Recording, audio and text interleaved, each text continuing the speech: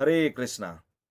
तो आप सभी भक्तों का स्वागत है इस चैतन्य चरितामृत क्लास में। 14वां अध्याय में अभी हम लोग हैं और 14वां अध्याय का नाम है चैतन्य महाप्रभु की बाल लीलाएं। पिछले सत्र में हम लोगों ने पढ़ा था नीलांबर चक्रवर्ती की भविष्यवाणी सुनकर सची माता तथा जगन्नाथ मिश्र ने बड़े ही आनंद के साथ सारे ब्राह्मणों और उनकी पत्नियों को आमंत्रित करके नामकरण उत्सव संपन्न किया चैतन्य महाप्रभु का। हाँ, उनका नामकरण उत्सव जो होता है संपन्न हो जाता है। उसके बाद कुछ दिनों के बाद महाप्रभु अपने घुटनों पर सरकने लगे और वे तरह तरह के चमत्कार दिखलाने लगे। यहां तक हम लोगों ने पढ़ा था। आगे हम लोग श्लोक नंबर 22 से स्टार्ट करेंगे आज, है ना। ओम अज्ञानतिमिरन्धस्य ज्ञानञ्जनाशलाकया चक्षुरुन्मिलितं येन तस्मै श्रीगुरुवे नमः। नमो ओम विष्णुपदाय कृष्णपृष्ठाय भूतले श्रीमते भक्तिवेदान्त स्वामिनिति नामिने। नमस्ते सरस्वती देवी गौरवाणी प्रचारिणे निर्विशेष शून्यवादी पाश्चात्य देशतारिणे। जय श्री कृष्ण चैतन्य प्रभु नित्यानंद श्री अद्वैत गदाधर श्रीवासादि गौर भक्त वृंद। हरे कृष्णा कृष्ण कृष्णा हरे हरे, हरे राम राम राम हरे हरे। हरे कृष्णा।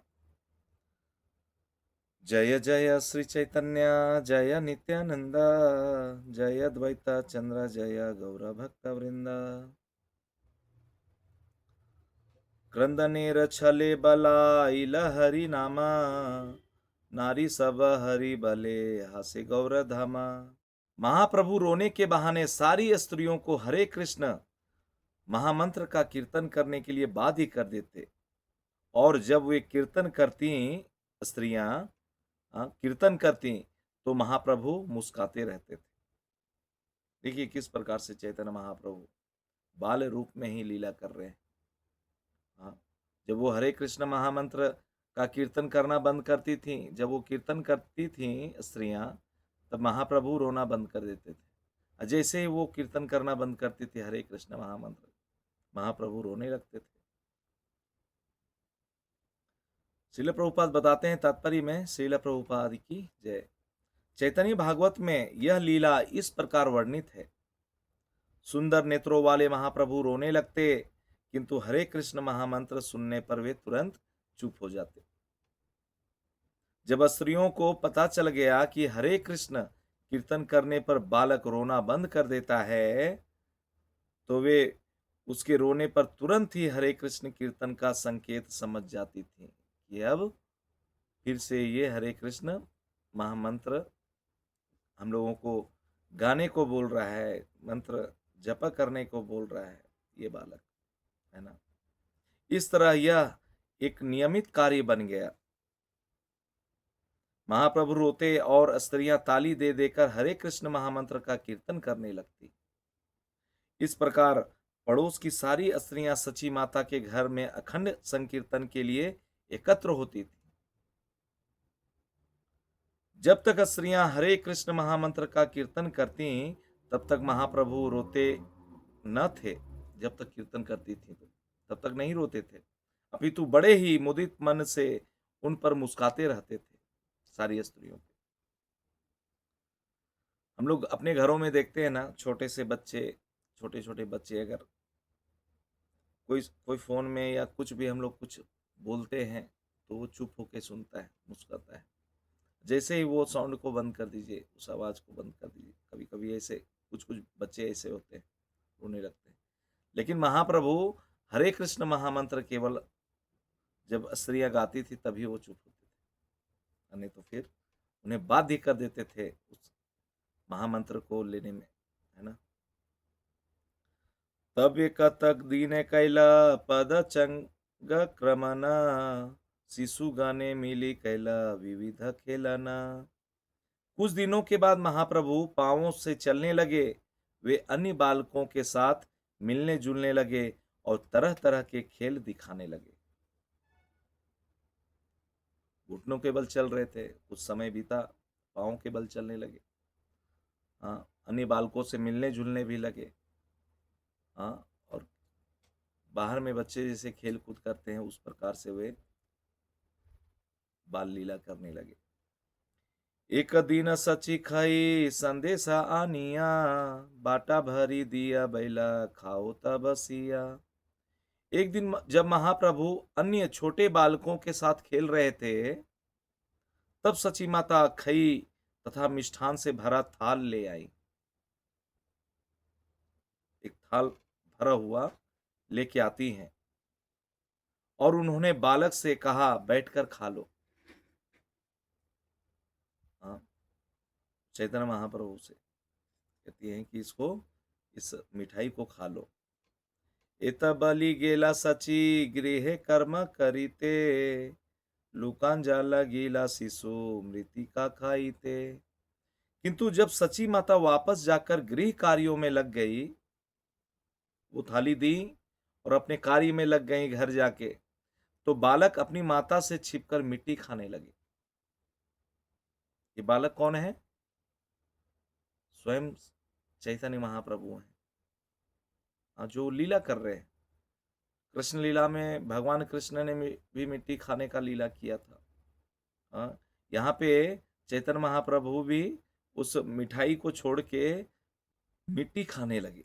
किंतु जब सची माता वापस जाकर अपने गृह कार्यों में लग गई, वो मिठाई से भरा हुआ थाल दे के अपने बालक को बोलती हैं कि इस मिठाई को खाओ, खा लो, है ना। और उसके बाद जब वो अपने घर जाके अपने गृह कार्यों में लग जाती हैं, तो बालक अपनी माता से छिपकर मिट्टी खाने लगा। जैसे कृष्ण लीला में भगवान कृष्ण मिट्टी खाने का लीला किए थे, इसी प्रकार से चैतन्य महाप्रभु यहाँ मिट्टी खाने का लीला कर रहे हैं, है ना। छिप के खाने लगते हैं मिट्टी। देखी सची धाजाई लाकरी हाया हाया, माटी काड़ी लज्जा कहे माटी के ने खाया। यह देखकर सची माता हड़बड़ी में यह क्या करने लगी, बोलने लगी। चिल्लाती हुई लौट आई अपने घर से, गृह कार्यों को छोड़ के भागते हुए लौट आई। ये क्या है, क्या है? उन्होंने महाप्रभु के हाथों से मिट्टी छीन ली और पूछा, इसे क्यों खा रहे हो? कांदिया बले न शिशु केने कर रोसा, तुमी माटी खाई ते दिले मोरा की बादोसा। रोते हुए बालक ने अपनी माता से पूछा, आप नाराज क्यों होती हैं? वो बालक रोते हुए पूछता है, आप नाराज क्यों होती हैं? आपने मिट्टी ही तो खाने के लिए मुझे दी है। ये जो थाल में भरा हुआ ये तो मिट्टी ही है, इसमें मेरा क्या दोष है? चैतन्य महाप्रभु यहाँ पे अपनी माता को कह रहे हैं, सची देवी को।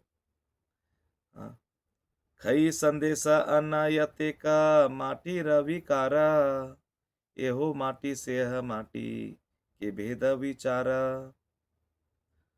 खई संदेश बोलते हैं मिठाई जो संदेश है, तथा अन्य सारे खाद्य पदार्थ मिट्टी के ही रूपांतर हैं, मिट्टी के ही विकार के हैं। चैतन्य महाप्रभु देखिए किस प्रकार से यहाँ पे अपनी माता को बता रहे हैं, वो ज्ञान दे रहे हैं। ये सब तो मिट्टी से ही है, मिट्टी से ही आते हैं, मिट्टी का ही एक रूप है। यह भी मिट्टी है और वो भी मिट्टी है। ये मिठाई के बारे में जो थाली में माता सची ने दिया था, उसको भी कह रहे हैं ये भी तो मिट्टी है, और वो भी जो मिट्टी जो खा रहे थे, जो माता सची ने छीन लिया, ये भी दोनों तो मिट्टी ही है। कृपया इस पर विचार करें, इनमें अंतर ही क्या है? अपनी माता से कहते हैं, सोचिए इसमें अंतर ही क्या है दोनों में। माटी देह माटी भक्ष्य देख विचारी, अविचारे देह दोषा की बलिते पारी। यह शरीर मिट्टी का विकार है और खाने की वस्तुएं भी मिट्टी के विकार है। दोनों मिट्टी है, शरीर भी मिट्टी है, मिट्टी का ही विकार है ना। क्योंकि हम लोग देखते हैं जिस शरीर का हम लोग सेवा कर रहे हैं ना दिन रात, दिन भर सजाने धजाने में इस शरीर को लगा रहे हैं, इस शरीर के लिए तो इतना कुछ कर रहे हैं हम लोग। हाँ, इतना जो श्रम कर रहे हैं, सब कुछ कर रहे हैं, इसी शरीर के लिए ही तो कर रहे हैं। हाँ, तो ये चैतन्य महाप्रभु यहाँ पे कह रहे हैं कि ये शरीर मिट्टी का ही विकार है। हाँ, मनुष्य का जब देहांत होता है तो जब वो जलता है तो मिट्टी ही बन जाता है ना। और खाने की वस्तुएं भी मिट्टी के विकार हैं। कृपया इस पर विचार करें। आप बिना विचार के मुझे दोष दे रही हैं। मैं क्या मैं क्या कह सकता हूं? हाँ, इस प्रकार से चैतन्य महाप्रभु अपनी माता सची देवी से कहती है। यह मायावाद दर्शन की व्याख्या है जिसमें सारी वस्तुओं को एक सा माना जाता है। आध्यात्मिक जीवन में खाना, सोना, मैथुन तथा अपनी रक्षा करना जैसी शरीर की आवश्यकताएं अनावश्यक होती हैं।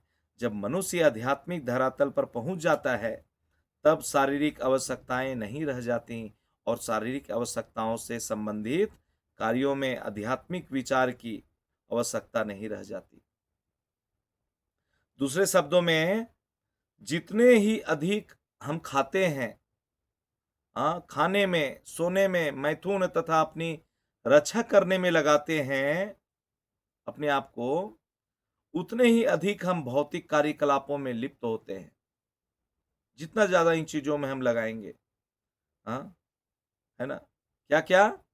खाना, सोना, मैथुन करना और अपनी रक्षा करना। इन चार चीजों में जितना ज्यादा हम लगते हैं उतना ज्यादा हम इस भौतिक कार्यकलापों में लिप्त होते जाते हैं।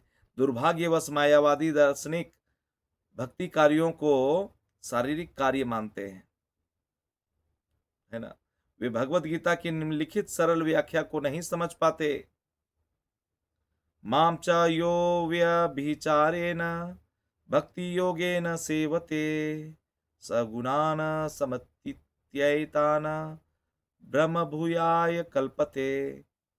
जो निस्वार्थ भाव से भक्तिमय सेवा में लगता है, निस्वार्थ भाव से, हाँ, भक्तिमय सेवा में लगता है और भगवान की तुष्टि के लिए ऐसी सेवा करता है, भगवान की प्रसन्नता के लिए, भगवान को भगवान को खुश करने के लिए, संतुष्ट करने के लिए ऐसी सेवा करता है, वह तुरंत ही आध्यात्मिक पद को प्राप्त होता है और उसके सारे कार्य आध्यात्मिक होते हैं। ये भगवत गीता में ऐसा भगवान कहते हैं। यद्यपि मायावादी दार्शनिक ब्रह्म तेज में समा जाने के लिए अत्यंत उत्सुक रहते हैं, किंतु वे कोई ब्रह्म कार्य नहीं करते। मायावादी लोग का हम लोग देखते हैं ना, हाँ, एकदम उत्सुक रहते हैं ब्रह्म तेज में एकदम समा जाने के लिए, लेकिन बोलते हैं उनका जो कार्य है ब्रह्म कार्य नहीं रहता है, कभी नहीं करते ब्रह्म कार्य। हाँ, वे कुछ हद तक ब्रह्म कार्यों की संस्तुति करते हैं जिससे उनका अभिप्राय वेदांत और सांख्य दर्शनों का अध्ययन ही रहता है, किंतु उनकी व्याख्याएं शुष्क मनोकल्पना ही होती है। जीवन नाना प्रकार के आनंद के लिए है। जीव स्वभाव से ही आनंद भोगने का इच्छुक होता है। किसी भी जीव को आप देख लीजिए, जीव जो है आनंद भोगने के लिए इच्छुक रहता है। दिन रात वो क्या कर रहा है भाई? हाँ, हम जो अपनी जनरेशन बढ़ा रहे हैं अपने आनंद के लिए, हम जो अच्छे अच्छे कपड़े पहन रहे हैं अपने आनंद के लिए, अच्छा खाना खाना चाहते हैं आनंद के लिए, अच्छा दिनचर्या हमारा हम चाहते हैं अपने आनंद के लिए, हाँ, अच्छे महल, अच्छे घर, अच्छी गाड़ी, हाँ, सब कुछ चाहते हैं अपने आनंद के लिए। हाँ, यहाँ तक कि हम अपने पूरे परिवार में रहना चाहते हैं, परिवार के साथ रहना चाहते हैं, परिवार में होते हैं, सब सब हर एक परिवार के एक एक सदस्य आनंद का भोग करना चाहते हैं, है ना। लेकिन अज्ञानता में हम खुद प्रयास करते हैं आनंद भोग करने का, लेकिन जब तक हम भजन कीर्तन ना करेंगे, हम जब तक भगवान को प्रसन्न करने का प्रयास नहीं करेंगे, हमारे लाइफ में आनंद दूर दूर तक नजर नहीं आएगा, है ना। आनंदित जीवन हम कैसे बना सकते हैं भाई, है ना? जब हम भगवान को प्रसन्न करेंगे तो भगवान ऑटोमेटिक कृपा करेंगे हमारे पूरे फैमिली को, हमारे लाइफ को। उस तब जाके हमारे जीवन में आनंद आएगा जब हम निस्वार्थ भाव से भगवान का सेवा करने का प्रयास करेंगे, है ना? भक्तिमय सेवा में सभी कार्य विविधता एवं आनंद से पूर्ण होते हैं। जैसा कि भगवत गीता में कहा गया है, सारे भक्ति कार्यों को करना आसान है, सुसुखम कर तुम, हाँ, और वे शाश्वत तथा आध्यात्मिक है। चूंकि मायावादी दार्शनिक इसे नहीं समझ पाते, अतः वे भक्त के सारे कार्यों को भौतिक एवं माया मानते हैं। कोई भी भक्त, हाँ, जितने भी कार्य करते हैं वो भगवान, भजन कीर्तन नाम जप, हाँ, शास्त्र पढ़ते हैं, मंदिर जाते हैं भगवान के, और वहाँ पे जाके वो पूजा पाठ करते हैं, हाँ, सब कुछ क्या मानते हैं वो लोग? भौतिक माया मानते हैं, है ना? मायावादी लोग। वे इस ब्रह्मांड में कृष्ण के आविर्भाव एवं उनके कार्यकलापों को भी माया मानते हैं, हाँ? भगवान आते हैं इस धरा पे और इतने सारे वो लीला करते हैं, उसको भी वो लोग माया मानते हैं। चूंकि वे हर वस्तु को माया मानते हैं, इसलिए वे मायावादी कहलाते हैं। वास्तव में आध्यात्मिक गुरु के निर्देशानुसार भगवान की तुष्टि के लिए किया गया कोई भी कार्य आध्यात्मिक होता है। भगवान को प्रसन्न करने के लिए, संतुष्ट करने के लिए हम कोई भी कार्य करते हैं, हाँ, वो आध्यात्मिक कार्य होता है। किंतु ऐसे व्यक्ति के लिए जो गुरु के आदेश की अवज्ञा करे और मनमाना कार्य करते हुए अपने कार्यों को आध्यात्मिक माने, यही तो माया है। गुरु का जो आदेश है उसका अवज्ञा कर रहा है, हाँ, और मनमाना कार्य करते हुए, हाँ, अपना यश फैलाने में अपना सब कुछ मनमाना आचरण कर रहा है, इसी को तो माया कहा गया है। हाँ, मनुष्य को गुरु की कृपा के माध्यम से पूर्ण पुरुषोत्तम भगवान की कृपा प्राप्त करनी चाहिए, और दूसरे चीजों में लगेंगे तभी तो इसी को तो माया बोलते हैं। भगवान का बोलते हैं कृपा प्राप्त करने के लिए हमें सेवा करना चाहिए, कार्य करना चाहिए। अतएव मनुष्य को सर्वप्रथम गुरु को प्रसन्न करना चाहिए, अपने गुरु को, और यदि वे प्रसन्न हो जाते हैं तो यह समझना चाहिए कि पूर्ण पुरुषोत्तम भगवान भी प्रसन्न हो गए। हरे कृष्णा। किंतु यदि गुरु हमारे कार्यों से अप्रसन्न होते हैं तो वे आध्यात्मिक नहीं है, ऐसा कार्य आध्यात्मिक नहीं है। श्री विश्वनाथ चक्रवर्ती ठाकुर इसी की पुष्टि करते हैं, यस्य प्रसादात भगवत प्रसादो यस्य प्रसादा न गति कुतोपि। ऐसे कार्यों को जिनसे गुरु प्रसन्न होते हैं आध्यात्मिक मानना चाहिए, और उन्हीं से भगवान को प्रसन्न हुआ मानना चाहिए। चैतन्य महाप्रभु ने परम गुरु के रूप में अपनी माता को मायावाद दर्शन का उपदेश दिया है, यहाँ पे मिट्टी खा के, और फिर, हाँ, ये उपदेश अपनी माता को देते हैं। शरीर मिट्टी है और खादान भी मिट्टी है। इस कथन से उनका अभिप्राय यही था कि हर वस्तु माया है। यही मायावाद दर्शन है। मायावादियों का दर्शन दोषपूर्ण है, क्योंकि इनकी मान्यता है कि वे जो कुछ भी मूर्खतापूर्ण बात कहते हैं उसके अतिरिक्त हर वस्तु माया है, उसके अलावा हर वस्तु माया है। हर वस्तु को माया समझकर मायावादी दार्शनिक भक्ति का अवसर खो देता है। हर चीजों को माया समझते हैं वो मायावादी लोग, और अपनी बोलते हैं भक्ति का जो अवसर है उसको खो देते हैं, और इसलिए उसका जीवन विनष्ट हो जाता है। इसलिए चैतन्य महाप्रभु ने सलाह दी है, मायावादी भाष्य सुनीले है सर्वनाश। जो मायावादी दर्शन को स्वीकार करता है उसकी उन्नति सदा के लिए रुक जाती है। हरे कृष्ण। तो चलिए चलते हैं अगला श्लोका में, श्लोक नंबर 30 में। अंतरे विस्मित सची बलिलता हरे, माटी खाई ते ज्ञान योग के सिखाल तोरे। सची माता आश्चर्यचकित थी ये सब सुन के उस बालक के मुख से। आश्चर्यचकित थी, हाँ, कि यह बालक मायावाद दर्शन बोल रहा है। हाँ, अतः वे बोली, सची माता बोलती हैं, तुम्हें यह दार्शनिक तर्क वितर्क किसने सिखलाया है? जो मिट्टी खाने को सही ठहराता है, कौन तुमको ये सब बात सिखा रहा है? हाँ, माटीर विकार अन्न खाइल देह पुष्टि, माटी खाइले रोग हया देह याया क्षय। दार्शनिक बालक के मायावादी विचार का उत्तर देते हुए माता सची ने कहा, प्रिय पुत्र, यदि हम अन्न में रूपांतरित मिट्टी खाते हैं, देखिए समझाती हैं अपने बालक को, अगर अन्न में रूपांतरित मिट्टी खाते हैं तो हमारे शरीर का पोषण होता है और वह हिष्ट पुष्ट बनता है, किंतु यदि हम कोरी मिट्टी खाते हैं तो शरीर हुष्ट पुष्ट होने के बजाय रुग्ण होकर नष्ट हो जाता है, रोगी होके नष्ट हो जाता है। मिट्टी से उपजा हुआ, हाँ, जब हम उस अन्न को खाते हैं तो हमारा शरीर हिष्ट पुष्ट होता है। लेकिन कोरी मिट्टी बता रहे हैं यहाँ पे, जो जो मिट्टी, जो जमीन में पड़े हुए जो मिट्टी के ढेले हैं, अगर उसको खाएंगे तो हमारा शरीर नष्ट हो जाएगा। अपने यहाँ पे चैतन्य महाप्रभु के सची माता समझा रही हैं,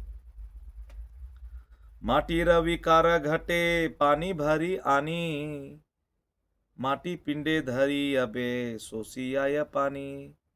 मिट्टी के ही रूपांतर एक घड़े में मैं आसानी से पानी ला सकती हूँ, समझा रही हैं एग्जाम्पल देके अपने पुत्र को माता सची। हाँ, मिट्टी का जो रूप है, एक घड़े में मैं आसानी से पानी लेके आ सकती हूँ, हाँ, किंतु यदि मैं मिट्टी के ढेले पर पानी डालूं तो ढेला जल को सोख लेगा और मेरा परिश्रम व्यर्थ हो जाएगा, है ना। तात्पर्य में श्रील प्रभुपाद बताते हैं, एक स्त्री होते हुए भी सची माता ने जिस सरल दर्शन का प्रतिपादन किया, वह उन मायावादी दर्शनों को परास्त कर सकता है जो एक होने के विषय में चिंतन करते हैं। हाँ, मिट्टी तो दोनों एक ही है, लेकिन मिट्टी से आकार जो बना हुआ घड़ा है, हाँ, वो कार्य अलग है उसका, और ये मिट्टी का जो ढेला है उसका कार्य अलग है। इस तरह से यहाँ पे ये मायावादी दार्शनिकों को परास्त करती है ना, जो एक ही होने का चिंतन करते हैं, बताते हैं कि सब सब कुछ एक ही है। मायावाद दर्शन का दोष यही है कि यह उस विविधता को स्वीकार नहीं करता जो व्यवहारिक कार्यों के लिए उपयोगी है। सची माता ने उदाहरण दिया कि यद्यपि मिट्टी का ढेला तथा मिट्टी का घड़ा मूलतः एक हैं, किंतु व्यवहारिक दृष्टि से घड़ा उपयोगी है जबकि मिट्टी का ढेला व्यर्थ है। कभी कभी वैज्ञानिक तर्क करते हैं कि पदार्थ तथा आत्मा एक है। बोलते हैं, वैज्ञानिक लोग तर्क करते हैं कि पदार्थ और जो आत्मा है एक है, उनमें कोई अंतर नहीं है। वस्तुतः उच्च विचार की दृष्टि से पदार्थ तथा आत्मा में अंतर नहीं है, किंतु हमें यह व्यवहारिक ज्ञान होना चाहिए कि पदार्थ निम्न अवस्था में होने से हमारे आध्यात्मिक आनंदमय जीवन के लिए व्यर्थ है, जो पदार्थ है, जबकि अध्यात्म तत्व सूक्ष्म अवस्था में होने के कारण आनंद से परिपूर्ण है ना। इस संबंध में भागवत में एक दृष्टांत दिया गया है कि मिट्टी तथा अग्नि व्यवहारिक रूप से एक है। पृथ्वी से वृक्ष उगते हैं और इन वृक्षों के काष्ठ से अग्नि तथा धुआं उत्पन्न होती है। फिर भी उष्मा के लिए हम अग्नि का प्रयोग करते हैं, न कि पृथ्वी, धुएं या काष्ठ का, है ना। कोई भी अग्नि के लिए जलाने के लिए हम लोग अग्नि का प्रयोग करते हैं भाई, हाँ, पृथ्वी को नहीं यूज करते हैं या लकड़ी को, हमें अग्नि का जरूरत है। हाँ, यहाँ पे बोलते हैं अग्नि, और बोलते हैं ये जो लकड़ी है सब एक ही है, लकड़ी से ही अग्नि आती है और पृथ्वी से लकड़ी आती है, सब एक ही, लेकिन कार्य सबका अलग है। हाँ, इसलिए जीवन के लक्ष्य की चरम उपलब्धि के लिए हमें आत्मा की अग्नि चाहिए, पदार्थ का जड़, काष्ठ या मिट्टी नहीं, है ना। आत्मा लुकाई ते प्रभु बलि लाता हरे, आगे के ना इहा माता न सिखाई ले मोरे। महाप्रभु ने अपनी माता से कहा, आपने पहले ही मुझे यह व्यवहारिक दर्शन क्यों नहीं सिखलाया, पहले क्यों नहीं सिखाया ये व्यवहारिक दर्शन, आपने आत्म साक्षात्कार की यह विधि मुझसे क्यों छिपा रखी, ये जो ज्ञान है मुझसे क्यों छिपा के रखी। एबे से जानीला आर माटी ना खाइब, क्षुधा लागे अबे तबे तुम्हारा स्तन पीब।